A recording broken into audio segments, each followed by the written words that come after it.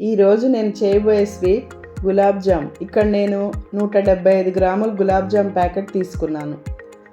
100 గ్రాములు పచ్చికోవా, చిటికెడు baking soda, 2 table spoons మైదా, 2 చెంచాలు నెయ్యి వేసి కొద్దిగా నీళ్లు పోస్తూ చపాతీ పిండిలా కలిపి ఒక 30 నిమిషాలు పక్కన పెట్టుకోవాలి.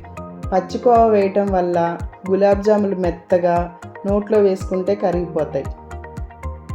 పొయ్యి మీద కడాయి పెట్టి నూనె పోసి సిమ్లో పెట్టుకొని ఈ పిండిని చిన్న బాల్స్లా చేసుకొని నూనెలో వేసి వేయించి పంచదార పాకంలో వేయాలి.